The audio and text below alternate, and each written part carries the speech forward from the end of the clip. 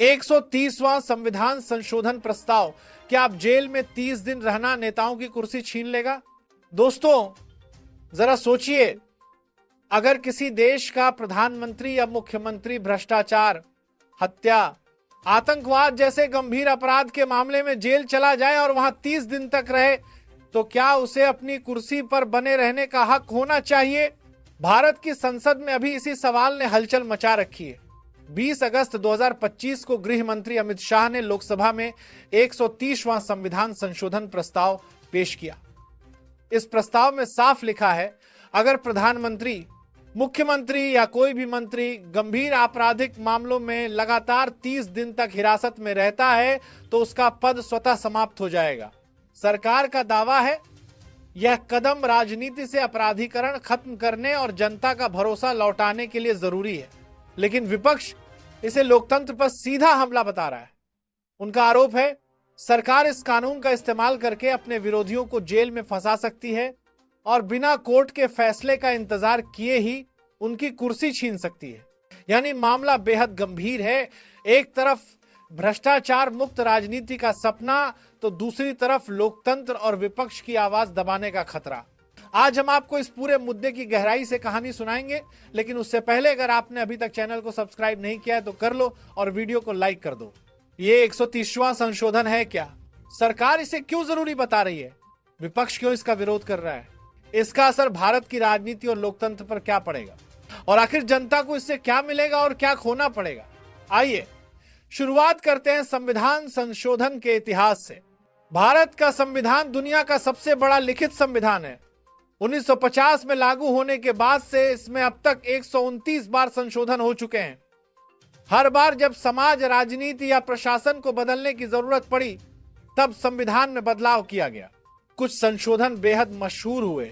12वां संशोधन 1976, जिसे मिनी संविधान भी कहा जाता है, क्योंकि इमरजेंसी के दौरान इसमें सरकार ने व्यापक बदलाव किए थे। चारवां संशोधन 1978, जिसने इमरजेंसी के समय छीने गए कई लोकतांत्रिक अधिकार बहाल किए। 33वां और 54वां संशोधन, जिसने पंचायतों और नगर पालिकाओं को संवैधानिक दर्जा दिया। अब सरकार 130वें संशोधन को भी उसी कतार में खड़ा करना चाहती है। इस संशोधन के पीछे एक बड़ा तर्क है, राजनीति का अपराधीकरण। भारत में कई नेता ऐसे हैं जिन पर हत्या, बलात्कार, आतंकवाद और भ्रष्टाचार जैसे गंभीर मामले चल रहे हैं। नेशनल क्राइम रिकॉर्ड्स ब्यूरो और एडीआर की रिपोर्ट बताती है कि देश के 30% सांसद और विधायक आपराधिक मामलों का सामना कर रहे हैं। इतिहास गवाह है, लालू प्रसाद यादव जब चारा घोटाले में दोषी पाए गए तब उन्हें मुख्यमंत्री पद छोड़ना पड़ा। जयललिता जब भ्रष्टाचार के मामले में जेल गई तो उन्हें मुख्यमंत्री की कुर्सी गंवानी पड़ी। लेकिन इन मामलों में नेताओं को पद छोड़ना तब पड़ा जब कोर्ट ने उन्हें दोषी ठहराया।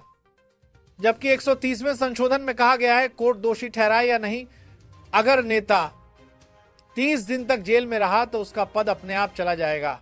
तो आखिर इस प्रस्ताव में है क्या? अगर प्रधानमंत्री, मुख्यमंत्री या मंत्री गंभीर आपराधिक मामले में गिरफ्तार होकर 30 दिन से ज्यादा जेल में रहता है तो उसका पद स्वतः खत्म हो जाएगा। गंभीर अपराध की परिभाषा में हत्या, बलात्कार, आतंकवाद, भ्रष्टाचार और संगठित अपराध शामिल हैं।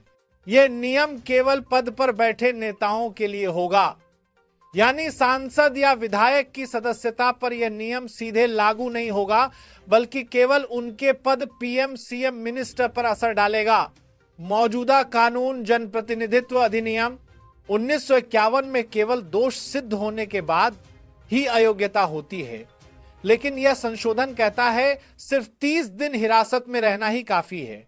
यानी यह बदलाव नेताओं की राजनीतिक जिंदगी पर सीधा असर डालने वाला है।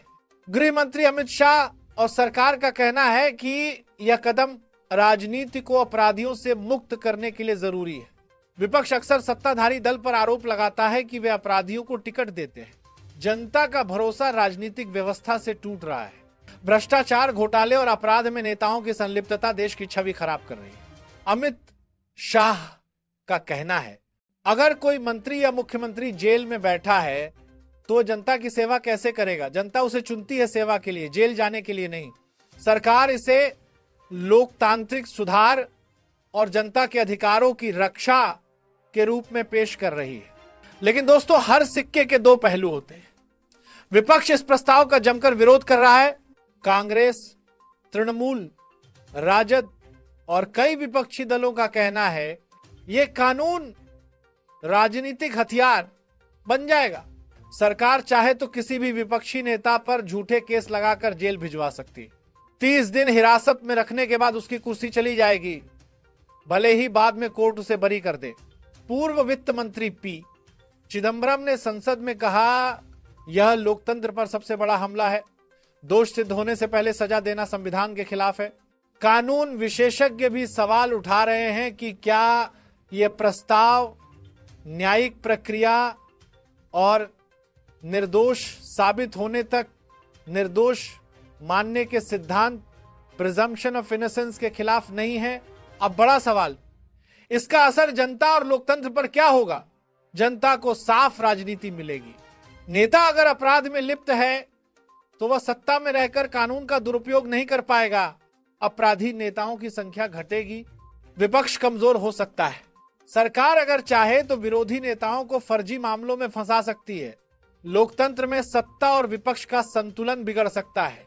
यानी जनता के सामने एक दुविधा खड़ी होगी, क्या हम साफ राजनीति चाहते हैं या लोकतंत्र की बुनियाद कमजोर नहीं करना चाहते? संवैधानिक विशेषज्ञों की राय बंटी हुई है। कुछ विद्वान कहते हैं सुप्रीम कोर्ट भी कई बार कह चुका है कि राजनीति का अपराधीकरण लोकतंत्र को खोखला कर रहा है, इसलिए कठोर कदम उठाना जरूरी है। लेकिन कुछ विशेषज्ञ कहते हैं न्यायालय से दोष सिद्ध होने से पहले किसी को अयोग्य ठहराना संविधान की आत्मा के खिलाफ है।